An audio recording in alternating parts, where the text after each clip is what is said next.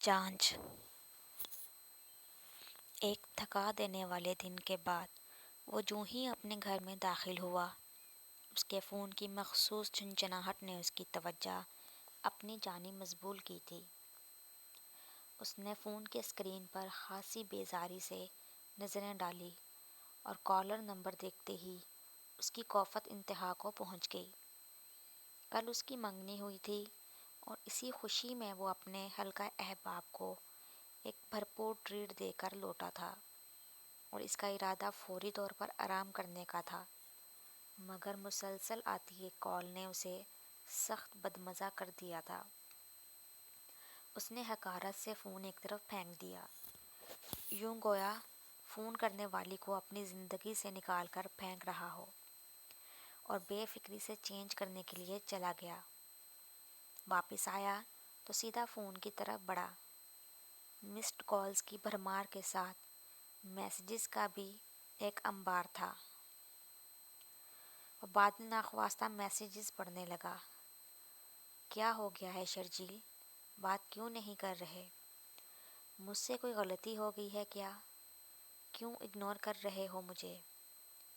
مجھے نہیں یاد مجھ سے کچھ بھی ایسا ہوا ہے جس نے تمہیں ہرٹ کیا ہے۔ مجھے میری غلطی تو بتا دو کم از کم۔ ایک کے بعد ایک اور میسیج پڑھ رہا تھا، اسی دوران فروا کی کال پھر آنے لگی۔ شرجیل کے چہرے پر حقارت ابھری اور اس نے اگلے ہی پل فون بند کر کے ایسے تاثرات دیے گویا خس کم جہاں پاک۔ شرجیل اپر مڈل کلاس کا، اچھی شکل و صورت، سطحی شخصیت کا مالک، چرب زبان شخص تھا۔ پرائیویٹ سیکٹر میں اچھی پوسٹ پر بیٹھا، اپنی پروفیشنل لائف میں بھی کامیابی کے جھنڈے گاڑ رہا تھا، اس لیے خود پسندی اور احساس برتری کا بھی شکار تھا۔ 30 سال کی عمر کو کراس کرنے کے باوجود اس نے تاحال شادی نہیں کی تھی، حالانکہ وہ ویل سیٹلڈ تھا۔ شہر کے پوش علاقہ میں ایک لگژری فلیٹ بھی اس کی ملکیت میں تھا، مگر تاحال اسے کوئی لڑکی اپنے معیار کے مطابق نہیں لگی تھی۔ حالانکہ ٹین ایج سے لے کر اب اس کی متعدد گرل فرینڈز رہ چکی تھیں، مگر ان میں سے کوئی ایسی نہیں تھی جس کی طرف وہ محبت کے احساس کے ساتھ بڑا ہو۔ اس کی نیت ہمیشہ وقت گزاری کی ہوتی تھی، کچھ لو اور کچھ دو کی بنیاد پر۔ کچھ وقت ان کے ساتھ گزار کر وہ کسی نہ کسی طرح ان سے چھٹکارا حاصل کر لیتا تھا۔ اس کی آخری شکار فروا حامد تھی، انتہائی خوبصورت، طرح پر اعتماد، اسی کی کلاس کی لڑکی جو چند ماہ پہلے ہی اس کے آفس میں آئی تھی۔ آتے ہی شرجیل نے اسے اپنی چرب زبانی اور شان و شوکت دکھا کر گھیر لیا تھا، اور کچھ عرصے سے تو ان کی بڑھتی ہوئی قربت کے حوالے سے آفس میں چہم گوئیاں بھی ہو رہی تھی، جس کی شرجیل کو قطع پرواہ نہیں تھی، کیونکہ وہ ایک مرد تھا، جبکہ بیچاری فروا کو اس خوش فہمی نے اندھا بہرا کر دیا تھا کہ شرجیل سے شادی کے بعد لوگوں کے منہ اپنے آپ ہی بند ہو جائیں گے۔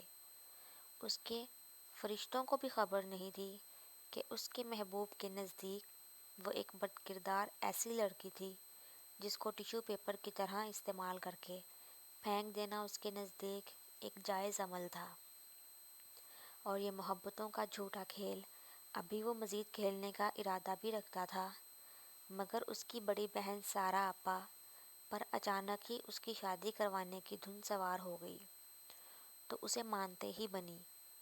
سارا آپا والدین کی وفات کے بعد وہ واحد ہستی تھی جن کی سننا اور ماننا اس کی مجبوری تھی۔ وہ شادی کے لیے مان ضرور گیا تھا، مگر ساتھ ہی اس نے اپنی بلند و بالا ڈیمانڈز بھی ان کے سامنے رکھ دی تھی۔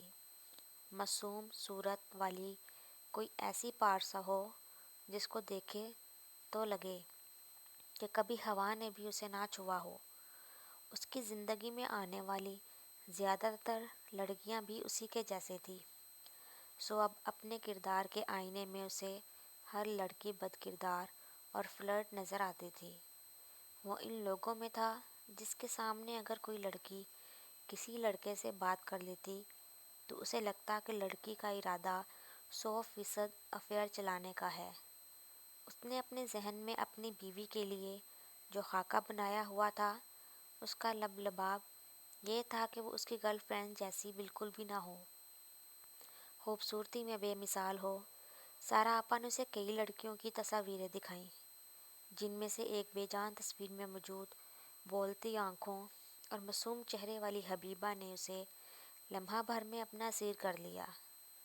اسے زندگی میں پہلی بار لگا کہ محبت کے آکٹوپس نے اسے اپنے شکنجے میں کس لیا ہے۔ ہونے کو اسے محبت ہو گئی تھی، مگر پھر بھی اسے بے تحاشا خدشات اور عدم تحفظات لاحق تھے۔ مگر پھر نئی نئی محبت کا خمار تھا، یا پھر شاید سارا آپا کی کوششیں، اس کے خدشات اور تحفظات وقتی طور پر دب سے گئے۔